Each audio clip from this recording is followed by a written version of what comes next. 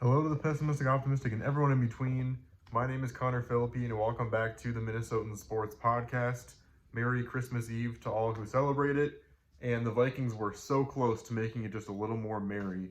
And first of all, before I say anything, thanks to everyone who watched my recent video on the Vikings Lions preview. I didn't expect that one to just go crazy like that. It skyrocketed all of a sudden, and I gained some new subscribers from it. So thanks to everyone who subscribed. And welcome to the world of pain that we all have to experience as Vikings fans or whatever fan of the team you are. Thanks for subscribing. So I predicted that this game would be a more than 2-score game, or more, the Vikings would lose by more than a touchdown is basically what I'm trying to say. And sure enough, I thought that it was over. The Lions had scored, made it a 2-possession game with only 10 minutes left to go in the game, and I had made my peace with it at that moment. I was like, okay, you know what? The Lions are the better team. We fought hard. Mullins was pretty bad, but at least we can hold our heads up high and say we battled. And then sure enough, the Vikings had to do the same thing they do every single week. Get us back into the game, get us to believe, for the one of the most boneheaded picks to be thrown to end the game. I mean, it's so frustrating. So Nick Mullins is an enigma. Look at the stat line he had, and this is crazy. 400 plus yards, 2 touchdowns, and 4 interceptions. It's just one of the wonkiest things. Like, Mullins got so many yards, and there were sections of this game where he looked amazing, and then he also was responsible for some of the worst turnovers we've seen from a quarterback this year. And that's saying something considering how bad Dobbs was before he got benched. It's the weirdest thing where, like, Jefferson was definitely a part of it. Jefferson with 147 yards in this game, got that crazy touchdown, that amazing reception on 3rd and 27 at the end of the game to put us in range. And Mullins was actually pretty good in that 2-minute drive. And then, man, of course it was on a 1st down. He throws an interception on 1st down, 30 yards away from the end zone. It's just, why would you do that? Why would you drop that play in that moment anyway? Because why would you want to get the touchdown on the first play when the Lions would then have a whole minute to get their own field goal and win the game? Like, I just don't understand it. But Jefferson would have been open. Mullins just had to find a way to hit him, and he let out a ball that was just nowhere near what it needed to be, and it just wobbled its way into a Lions player's arms, and we just got to sit there and watch the Lions defensive players mock the Skull chant in front of everyone, and we deserve that to be done to us because that was such a frustrating way to lose. Kevin O'Connell finally, halfway through this game, realized that if he actually started taking more chances and throwing the ball more on 1st down and 2nd down, maybe he would get his quarterback into less, difficult situations, and he might actually be able to run the ball down the field.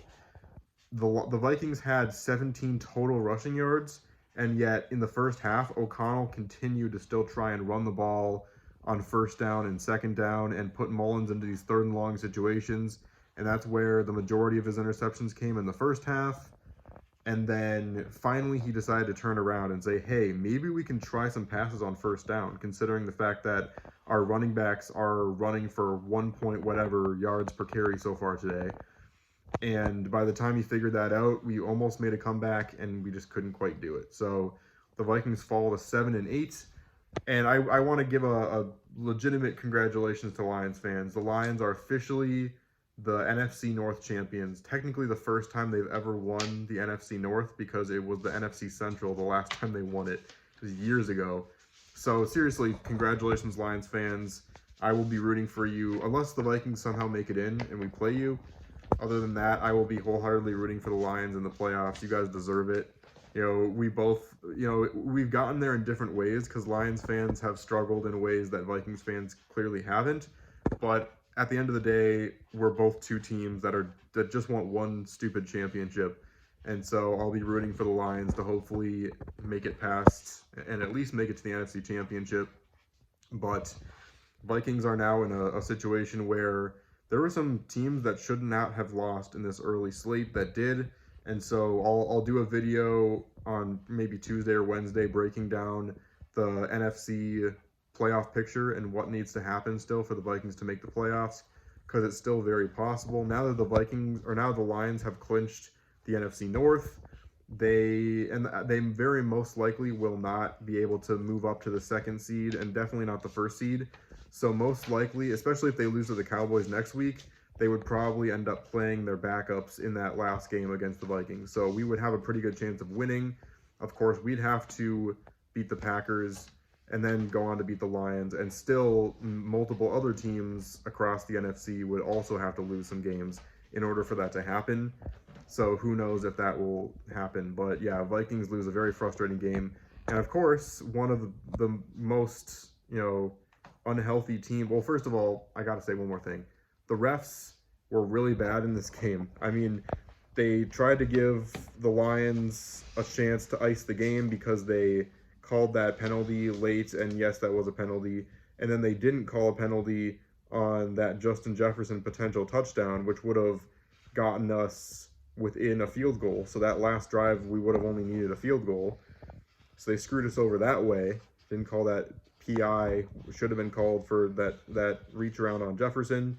And then we also got completely screwed in what could potentially have been a momentum altering play where it was 2nd and 20 whatever, and then it was an incomplete pass, but then Goff apparently was roughing the passer was called, and it was just horrible. I've never seen Kevin O'Connell that mad, and it was completely deserved because that was a horrible call. It could have completely changed the complexion of the game. I'm not saying that's the reason we lost.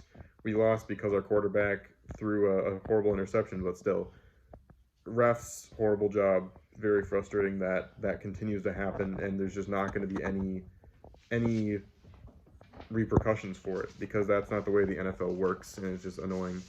But yeah, just a tough way to lose, and it's one of those things where it's like if they would have just gotten down by 10, couldn't quite catch up, and the Lions run the ball and the game's over, like that's just such a more peaceful way to lose. But of course the Vikings had to make it close and almost come up clutch, but just not quite. They've done it so many times this season.